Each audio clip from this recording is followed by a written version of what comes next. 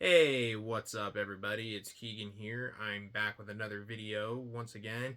And happy Friday the 13th, everybody.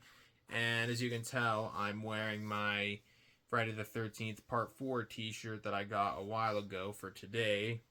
Because, well, you know what today is. Anyways, on to the video. It's time for another movie review video. And today we're going to be talking about 3 movies that I saw in theaters as of recently. Well, 2 of these I've seen almost 2 weeks ago, and the other one I saw a week ago. Now, I was originally going to do this video on Monday, but for some reason I wasn't up for doing the video, so I just did a Minecraft live stream instead. But now I'm in the mood to doing the video, so let's not waste any more time and let's get started. So we're going to be kicking off today's review with Bring Her Back, which is the new A24 horror film directed by Danny and Michael Philippou, who are also better known as Raka Raka on YouTube. Because if you're familiar with Raka Raka, the channel, then you've probably have heard of Danny and Michael Philippou. This is actually their second feature-length film after Talk to Me from 2023, which I still haven't seen Talk to Me yet, but I do want to check it out at some point. I just never got around to checking it out, but I hope to check that one out sometime soon. I remember seeing the trailer for this one, and it looked pretty promising, and I saw this one almost 2 Sundays ago, and I thought it was pretty good, and it was pretty disturbing too. Basically, in this film, you got 2 orphans who move into their new foster mother, who the foster mother is played by Sally Hawkins, who you might know her from the movie The Shape of Water, which I actually revisited recently. I hope to give that one a review at some point because that's a great movie. Anyways, so the new foster mother seems like a normal lady. She's taken in another child in the past, and the 2 orphans are just getting settled in at their new home. But then things start to get a little weird when one of the orphans starts to suspect that there's something not right with their new foster mother. And I don't want to give away too much, but that's pretty much what the story is about in a nutshell without giving away too much. Now, I thought this movie was pretty good. It was pretty disturbing. It was dark, and there were definitely some scenes that will stick with you for quite a while, including there's one scene involving teeth, which I don't want to spoil it, but I will say that scene was just like, Jesus Christ. But I must say, the sound design in this movie and in that scene in particular are really, really well done. And it's got some great gore effects. It's pretty twisted, and I, all in all, really, really enjoyed it. Now, I don't know how well this compares to Talk to Me, since while they're not exactly the same movies, but they are from the same directors. I hope to check that one out eventually. But I all in all thought it was pretty good. Maybe it might grow on me more as I revisit it in the future. But from what I've could gather from this first viewing, I really enjoyed it, and I will definitely be checking it out again sometime in the future. Anyways, I don't have too much else to add, so I'm giving Bring Her Back a 7 out of 10. The next film we're going to be talking about is Jane Austen Wrecked My Life. This is a French romantic comedy film from director Laura Piani. I actually saw this one the day after I saw Bring Her Back, and I thought it was pretty good, although it wasn't really anything challenging, artsy, or anything like that.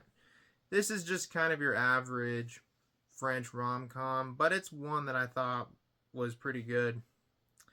Basically, in this film, you got a writer, like a single writer who is struggling with writer's block, trying to get her novel written and done. And one day she gets an offer to work among other writers at the Jane Austen estate, and she goes there. And she's basically trying to figure out how to overcome writer's block and try to stop sabotaging potential romantic interests in her life. And without giving away too much, that's basically the story of the film. Now, I went into this movie blindly, kind of, other than I knew it was going to have to do about the movie had to do something about writing. And I saw it, and I thought it was pretty good, and I thought it was pretty funny, too. And as someone who writes but has yet to have something published, I can totally relate to the struggles our protagonist goes through. Writer's block sucks. I think we can all agree on that. But I liked the movie. I thought it was pretty good. It was pretty funny. It was well acted. And it had a pretty good script for what it was worth. Although I feel the movie could have been a little bit longer than 98 minutes. It could have been like, I don't know, like 10 minutes longer, maybe 15, something like that. And I feel the ending could have been a little bit better. It just abruptly ends right there. But other than that, that's kind of my only complaint I have with the film. I thought it was pretty good. It wasn't great or an amazing movie or anything, but I enjoyed it for what it was.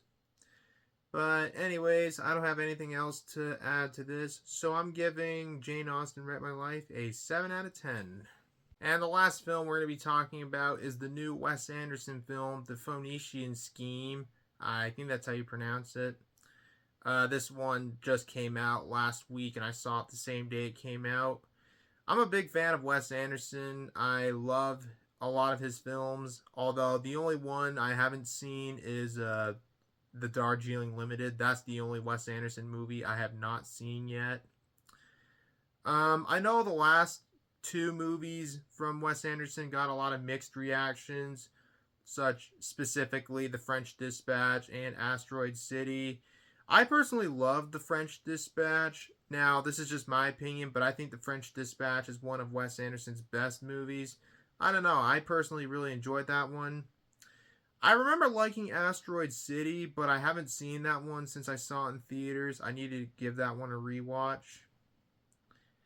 And I know the same thing is being said with this new movie. A lot of people are giving a lot of mixed reactions to it. I saw it the day it came out, and it was okay. It's not Wes Anderson's best movie, but it's the first Wes Anderson movie that I've seen that I was not really a fan of. Although I didn't hate it, I thought this one was okay, but we'll get to more on that in a moment. So in this film, it takes place in the 1950s and follows a man named Zaza Corda, played by Benicio del Toro, a wealthy businessman who is on a journey to begin a new enterprise alongside his daughter, who is a nun and is said to be the sole heir of the business, and their administrative assistant, excuse me. But along the way, some governments around the world and some assassins are setting out to stop him because of the unethical nature of the enterprise. And I don't really want to give away too much of the story. That's basically what the story is about in a nutshell. Now, like every Wes Anderson movie, it's got the style that Wes Anderson is known for. Like, if you've seen any of his movies, you know what style I'm talking about. And it's got some very likable and memorable characters, like in every film he's done. And all the performances are all really good, too, from Benicio del Toro, Michael Cera, who does a really good job in the film, and Mia Thrempelhorn, I believe that's how you pronounce her last name. She played as the daughter. I think she did the best out of everyone in the film, but all in all the performances in this film were excellent. And a lot of the cameos were great, from Bryan Cranston to William Dafoe and many others who were in the film. But the problem I have with this movie is I didn't really find the story all that interesting, and I felt the story could have been better done, and the characters could have been developed, could have been fleshed out a little more too. But I didn't downright hate this movie. I definitely didn't like it as much as some of the other films from Wes Anderson. I thought it was okay. Not Wes Anderson's best movie, but it was alright. I mean, I was in the right mood to watching the movie, but I don't know. I just really was not a fan of it. I will give it another watch one of these days, but I'm not in a big rush to checking it out again anytime soon. But you never know, maybe it might grow on me in the future when I rewatch it, but we'll see. But as of right now, it's okay. It's not my favorite Wes Anderson movie, but it's definitely not Wes Anderson's best movie either. I mean, if you like the movie, then that's totally fine. I honestly thought this movie was okay.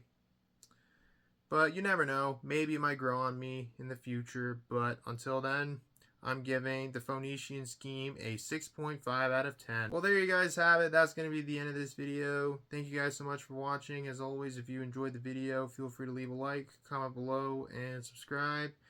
And stay tuned for more videos that'll be coming out soon. But in the meantime, thanks again for watching. Hope you guys all have a great rest of your day. And I'll talk to you all later. And have a good one, everybody. Peace. Bye-bye.